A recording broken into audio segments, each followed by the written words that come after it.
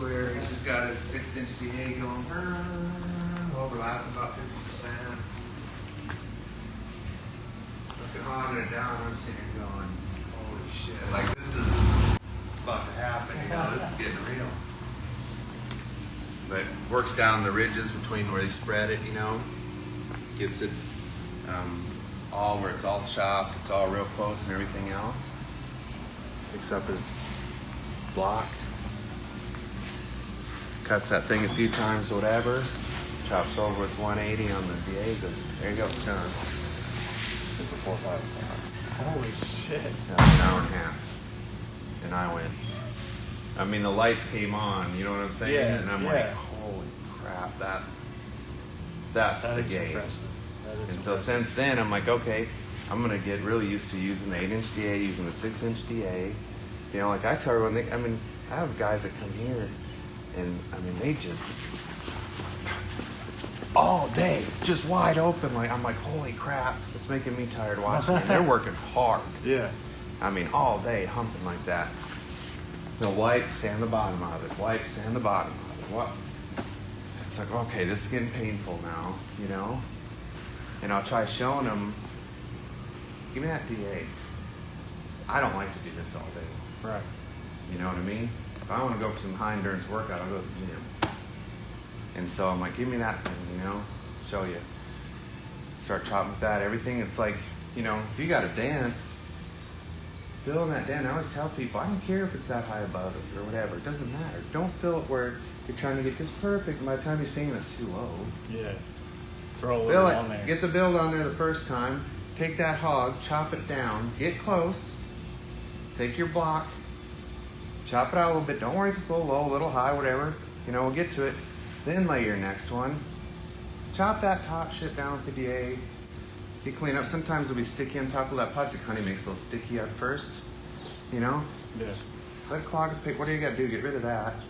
And then when it gets close, and that little ripples, you know, when it's close, then you just got to do this little.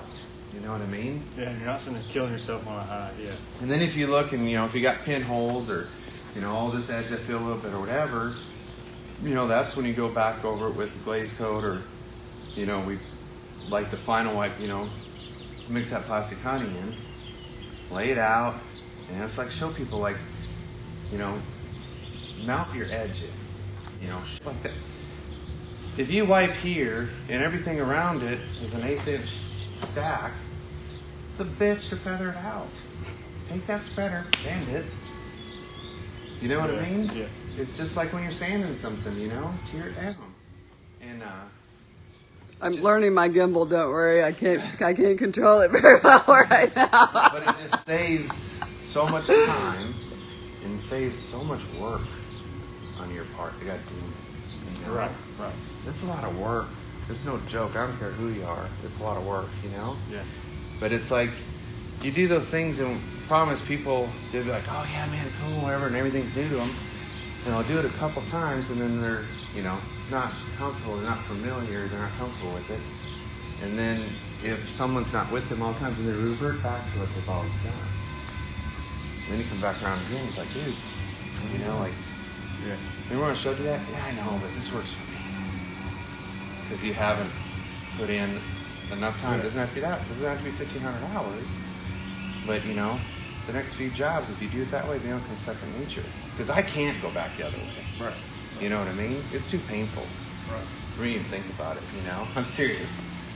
And so, it's things like that, and then it's just being efficient, you know, like, and a lot of guys don't pick that up because, one, they've never worked with someone that is real efficient, thinks about it, and they've never done any pushing. Right. You know, like I wish everyone could be 100% commission. You know what I mean? Because here's the deal. Two things are going to happen. Either you're going to work a ton of hours not making shit an hour. You know? You're going to work 80 hours and get paid 40. Yeah. Right? Or you're going to figure out, how do I get better? How do I get faster? Yeah, how do I take fewer steps? How to make money, yeah. Because I want to work 40 hours and get paid 80. Oh yeah, everybody does. Right? Everybody should. Yeah. And so, if if you're working commission and you're not making any money, you're either going to quit and go do something else, or you're going to apply yourself and you're going to figure out. All of a sudden you're open to what that dude over there chopping it out knows, and you go, hey man, where can I pick it up, right? But you get people that get complacent with just, well, as long as I'm working and doing something, I get paid anyway, you know? And it's like, all of a sudden, stuff's taking way too long. They don't worry about being efficient, you know? But they need to worry about keeping their job. Right. Because the more valuable you are to this place, the more money you make. You know? It's like I always tell people, don't talk to me about getting a paint gun, get one. Yeah. If you want to paint, get one. If you're not serious enough to get one, then be happy doing what you've been doing. If you're not serious enough about getting a welding helmet, don't come to me every day talking about how you want to weld and you want to do what I do. No, you don't. Yeah. You're lying to yourself and mean it. Yeah. You know, with all that, I tell people, hey, you know how you make more money? You kick ass. You get the tools you're supposed to do. You increase your skills. You know, you want to learn how to weld? I'll let you sit down here and weld. I'll set up stuff for you to practice everything you know, but I can't do it for you. Right. And a video ain't gonna do it for you. Something on the internet ain't gonna do it for you. You know? YouTube ain't gonna help. I mean, they can give you the knowledge, the direction. Yeah. But if you don't sit down and do it, If you don't sit down and apply yourself, it's gonna be nowhere. yeah. I mean, I can read about playing the piano all day long, and I can watch a video, and I can watch Jerry Lee Lewis play, and everything else. But if I don't start playing piano and practicing that, I'm never going to know how to play piano. Yep. I could tell you in theory everything about it, you know? And the same with this, you know, just doing it, you know? Being concerned with, you know, what will make this more efficient. Or so-and-so showed me how they want it done, or showed me, you know, this way that's going to be better. So I'm going to apply myself to do that. Not they got to tell me again tomorrow, Right. show me, you know what I mean? Yep.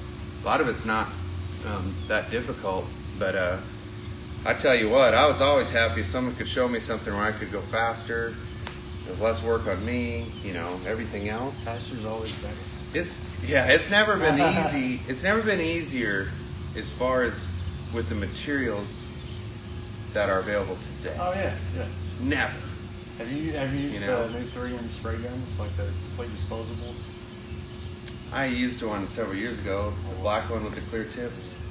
They got so many different tips and everything now, and they're awesome. It started out for primer and it's good, and then Yeah. after a while it's like it wasn't spraying great, and I quit using it. But So you can get from, I mean, you can get all up to like a 2.5 tip now.